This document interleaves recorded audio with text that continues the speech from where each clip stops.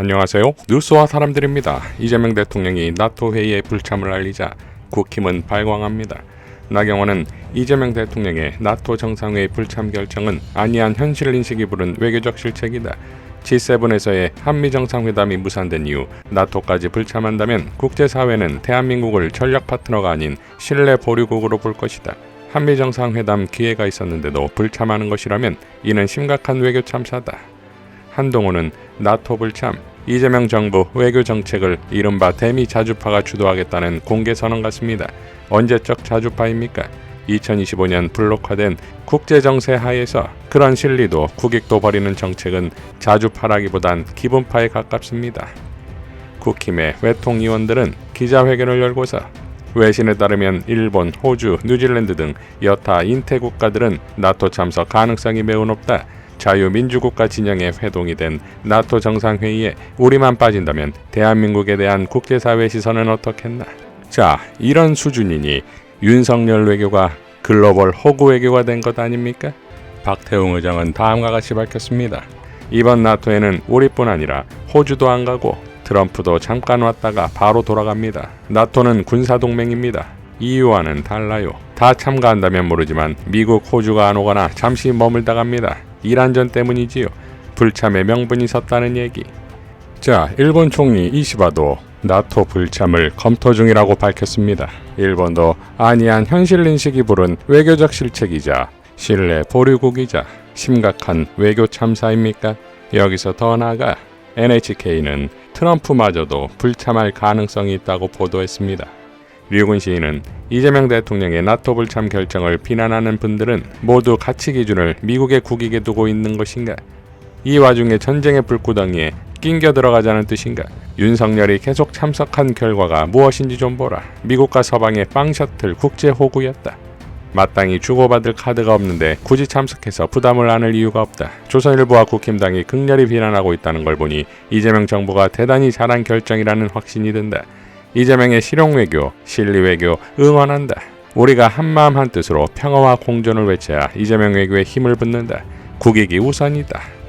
박선원 의원은 매우 지당하며 잘된 결정입니다. G7의 캐나다 알버타주 캘거리 한 도시에서 8명 이상 정상들과 회담하고 그 외 지도자들과 교본을 쌓기 시작한 것으로 이미 반년 외교 농사는 다 지은 것이나 진배없습니다.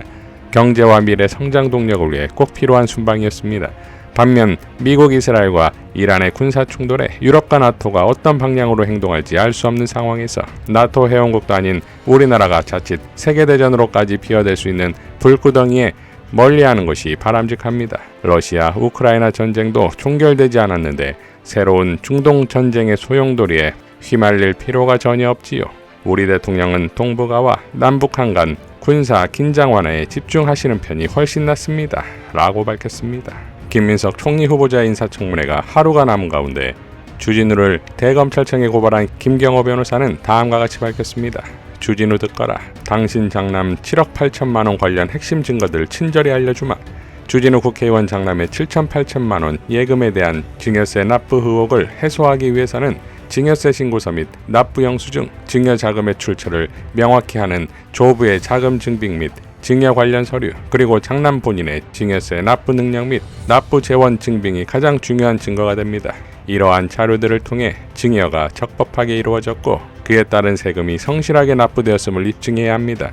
그렇지 못한 경우 수사기관은 반드시 압수수색으로 진실을 밝혀야 합니다.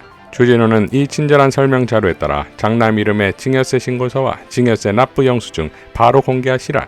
바로 공개 못하면 탈세를 인정하는 꼴이 된다. 라고 밝혔고 이어 이번엔 부산지방국세청에 주진우를 신고합니다. 주진우 의원 장남 상속세 및 증여세 탈세 혐의 신고 및 포상 신청 완료. 국민신문고 통해 2025년 6월 23일 12시 45분 해운대구를 관할하는 부산지방국세청에 접수.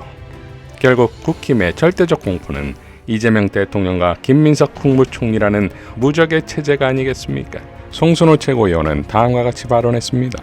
내란 잔당과 보수 세력이 김민석 의원이 국무총리가 되는 것을 두려워하는 이유는 그가 말보다 행동으로 증명해 왔기 때문이라 생각합니다.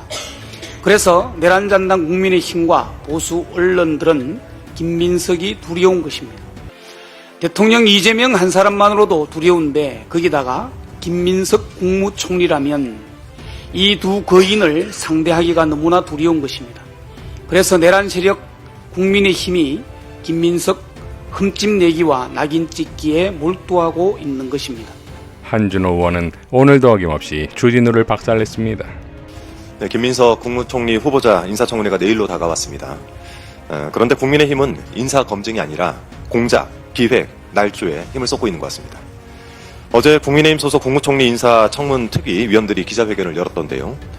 역대 총리 후보자 중에서 검찰 피의자 신분은 처음이다라고 발언을 했다는데 저는 이런 유체이탈 화법은 또 처음 봅니다.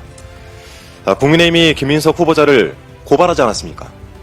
그래놓고 처음 운운하면서 김민석 후보자가 중대한 범죄를 저지른 양 기자회견을 한 것인데 짜고 치는 고섭도 이 정도로 대놓고 하면 욕먹습니다. 판이 돌아가는 꼴을 보니 기획이 아닌가 의심스럽습니다. 국민의힘 소속 서울시 의원이 김민석 후보자를 검찰에 고발하고 고발 하루 만에 검찰이 사건을 배당했습니다. 국민의힘 인청특위 위원들이 기자회견을 열어서 피의자 총리 프레임을 씌웠고요. 바로 그 피의자라는 단어, 이 부분에 좀 집중을 해볼 필요가 있습니다. 이 단어 선택이야말로 기획의 증거가 아닌가 싶습니다. 이제 막 검찰 내부적으로 사건이 배당됐고 고발인 조사조차 이루어지지 않았는데 무슨 근거로 혐의를 씌워서 벌써부터 피의자라고 부르는 것입니까? 김민석 후보자를 피의자로 만들겠다라는 모종의 확약이 국민의힘과 검찰 간에 있었던 것은 아닌지 의심이 들어올 정도입니다. 좀 들여다봐야 되겠습니다. 자, 오늘도 주진우 의원 이야기를 안 할 수가 없는데요. 인사청문회 준비를 하는 줄 알았더니 이 망상을 동원해서 장문을 하고 있었더군요. 주진우 의원이 최근 SNS에 올린 글들은 한마디로 뇌피셜입니다. 어제는 페이스북에 김민석 후보자가 총리 되면 생기는 일이라는 제목으로 7가지 항목을 기재해서 올려놨던데 그 내용이라는 것이 너무 유치하고 허황돼서 구체적으로 거론하지는 않겠습니다. 다만 사입이 무속 정권을 세운 정당의 의원답게 이제 예언까지 하시던데 기특합니다. 일어나지도 않은 일을 예단해서 허무맹랑한 글을 퍼뜨리는 것, 이것이야말로 허위사실 유포 아니겠습니까? 주진우 의원의 기막힌 장문은 또 있습니다. 지난 21일 김민석의 동문서답 시리즈2라는 제목의 글을 페이스북에 게재했던데 주진우 의원이 묻고 김민석 후보자가 답을 하는 듯한 착각을 불러일으키는 글이기에 제가 후보자 측에 확인을 해봤더니 이런 문답은 한 적이 없다라고 답을 했습니다. 그러니까 그 문답 자체는 허구이고 허위인지도 살펴볼 문제입니다. 100번 양보를 해서 주진우 의원이 제기하는 의혹들을 좀 더 쉽게 설명하기 위해서 문답 양식을 채택했다 하더라도 읽는 사람으로 하여금 사실관계를 오해하게 만들거나 또 후보자에 대한 부정적인 이미지를 교묘하게 심으려고 했다면 이것 또한 날조이고 악의적인 허위사실 유포 아니겠습니까? 이 글은 김민석 후보자의 출판 기념회 등 경조사 관련 사항을 다루고 있는데요. 그중 한 문장이 유별나게 모호해서 논란을 낳고 있습니다. 화면 준비됐죠? 네, 그 문장을 한번 보시겠습니다.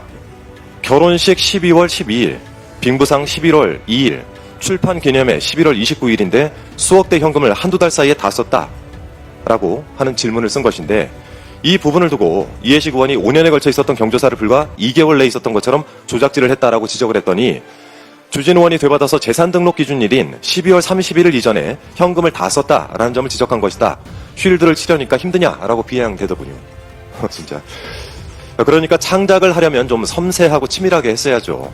자신이 주장하는 바도 명확히 전달하지 못할 바 이런 장문을 해서 무슨 소용이 있겠습니까? 전영기 의원이 SNS에 밝힌 글을 좀 잘 읽어보시기 바랍니다. 김민석 후보자의 결혼은 2019년이고 빙부상은 2020년, 출판 기념회는 2022년과 2023년이었다고 합니다. 경조사가 모두 한 해에 연달아서 있었던 것처럼 착각하게 만들겠다는 의도가 있지 않았습니까? 당장 그 글을 내리고 사과하는 것이 좋을 것입니다. 타인을 향해서 쉴드라고 지적하기에 앞서 이런 글을 쓴 자신의 부족함부터 되돌아봐야 되겠죠. 제가 관심이 없던 주진우 의원을 최근 보건대 동료 의원님을 떠나서 이런 생각이 듭니다. 어디서 이런 못된 것들만 보고 배웠을까?